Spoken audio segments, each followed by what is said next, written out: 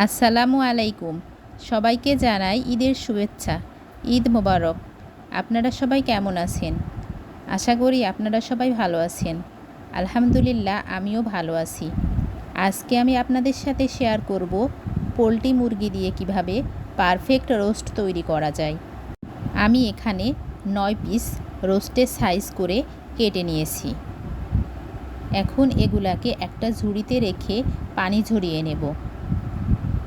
30 মিনিটের জন্য রেখে দিয়েছিলাম। এখন দেখব কতটা পানি ঝরেছে। দেখুন, এবার একটা কাঁটা চামচ নিয়ে আমি একটা রোস্টের পিসকে এভাবে কেটে নেব। কাঁটা চামচ দিয়ে এভাবে কেটে নিলে কি হবে, রোস্টের স্বাদটা দ্বিগুণ বেড়ে যাবে। আমি সবগুলো এভাবে কেটে নিলাম। দেখুন, এবার চুলায় কড়াই বসিয়ে নিয়েছি। গরম কড়াইয়ে পরিমাণ মতো সাদা তেল দিয়ে নিলাম। তেল গরম হয়ে এসছে। একটি একটি করে রোস্ট নিয়ে আমি তেলের মধ্যে ছেড়ে দেব।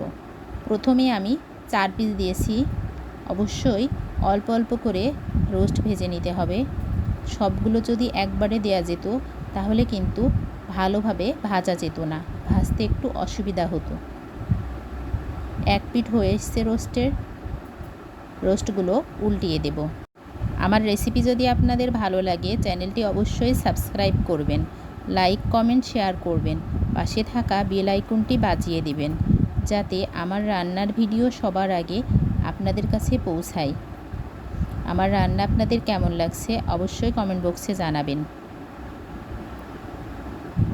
রোস্টগুলো পুরোপুরি ভাজা হয়ে আসলে আমি উঠিয়ে নেব। রোস্টগুলো একটু বাদামি রং করে ভেজে নিতে হবে, তাহলে কিন্তু খেতে খুবই মজা হবে। রোস্ট ভাজা হয়ে গিয়েছে, এবার উঠিয়ে নেব। দেখুন আমি কতটা ব্রাউন কালার করে ভেজে নিয়েছি। বাকি রোস্টগুলো এবার দিয়ে নেব। ঠিক একই রকমভাবে রোস্টগুলো ভেজে নেব। আপনাদের অনেকের হয়তো ধারণা থাকতে পারে পোলট্রি মুরগি দিয়ে আবার রোস্ট হয়, কিন্তু আসলে পোলট্রি মুরগি দিয়েও পারফেক্ট রোস্ট তৈরি করা যায়। আমার এই ভিডিওটি যদি আপনারা দেখেন তাহলে অবশ্যই বুঝতে পারবেন। অবশ্যই পোলট্রি মুরগি দিয়ে রোস্ট ভাজার সময় একটু বেশি করে ভেজে নিতে হবে যাতে রোস্টগুলো ভেঙে না যায়। রোস্টগুলো ভাজা হয়ে গিয়েছে, এগুলো আমি উঠিয়ে নিলাম। দেখুন কতটা সুন্দর কালার হয়েছে। আপনারাও অবশ্যই এরকম কালার করে রোস্ট ভেজে নেবেন। কড়াইটিকে আমি খুব ভালোভাবে ধুয়ে পরিষ্কার করে নিয়েছি, আর রোস্ট ভাজা যে তেল ছিল সেটাকে ছাঁকনির সাহায্যে ছেঁকে নিচ্ছি। রোস্ট ভাজা কড়াইয়ের মধ্যে যদি আমি রোস্ট রান্না করতাম তাহলে কিন্তু একটু অসুবিধা হতো, মশলাগুলো কড়াইয়ের সাথে লেগে যেত। এজন্য এভাবে ছেঁকে নিলাম। প্রথমে তেজপাতা দিয়ে নেব। এবার দারচিনি, এলাচ, লবঙ্গ, গোলমরিচ এগুলো দিয়ে নিলাম তেলের উপরে। আদা রসুন পেস্ট দিয়ে দেব। এখানে আমি 1 কাপ পরিমাণ আদা রসুন পেস্ট দিয়েছি। একটু ভালোভাবে ভেজে নেব। তারপর 1 চামচ জিরা দিয়ে দিলাম, গোটা জিরা কিন্তু এটা। স্বাদ মতো লবণ, 2 চা চামচ মরিচের গুঁড়া, 1 চা চামচ ধনিয়া গুঁড়া। উপকরণগুলো খুব ভালোভাবে কষিয়ে নেব। 1 চা চামচ জিরা পেস্ট। মশলাগুলো কষানো হয়ে গেলে আমি রোস্টের পিসগুলা মশলার মধ্যে দিয়ে কষিয়ে নেব।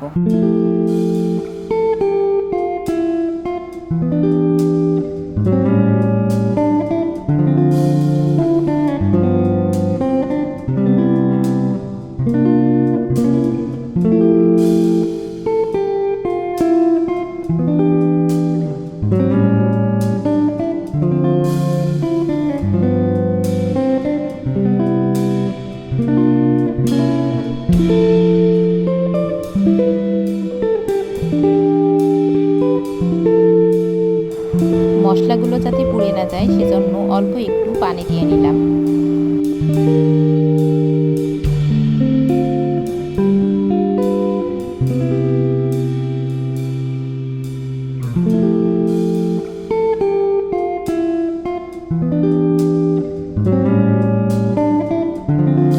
এক বাটি তেঁতুলের টক দিয়ে নেব।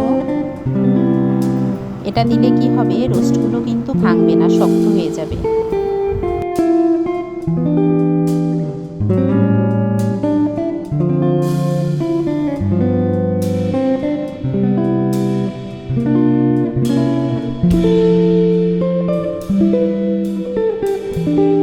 রোস্টগুলো কষানো হয়ে গিয়েছে, এবার আমি পরিমাণ মতো পানি দিয়ে দেব।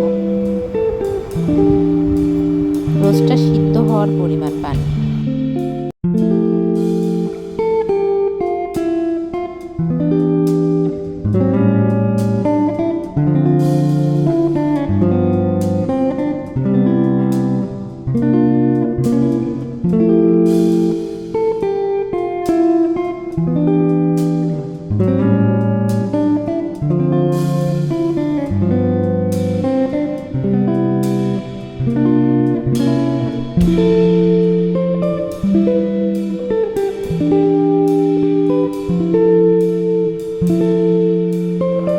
এবার এক বাটি তরল দুধ দিয়ে দেব।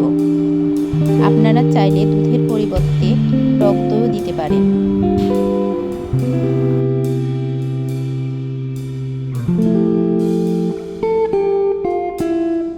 অপেক্ষা করব রোস্ট থেকে পুরোপুরি পানিটা শুকিয়ে আসার জন্য। ততক্ষণ সঙ্গে থাকুন।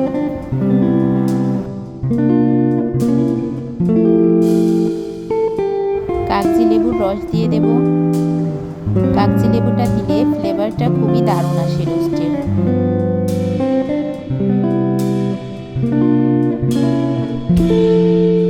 রোস্টটা কিন্তু খুব বেশি নাড়াচাড়া করা যাবে না, হালকাভাবে নেড়ে দিতে হবে।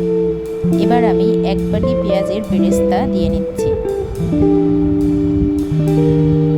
হালকা একটু নাড়াচাড়া করে দেব।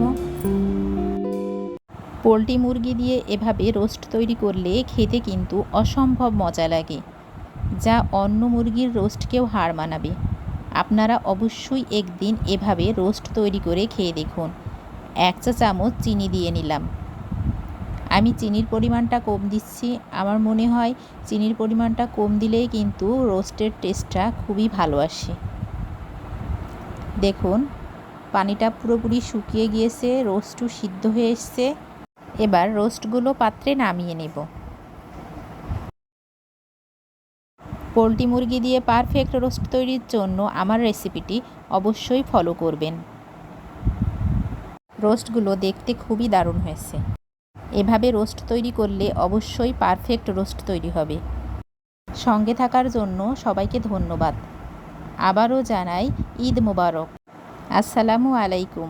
ভালো থাকবেন সবাই। আল্লাহ হাফেজ।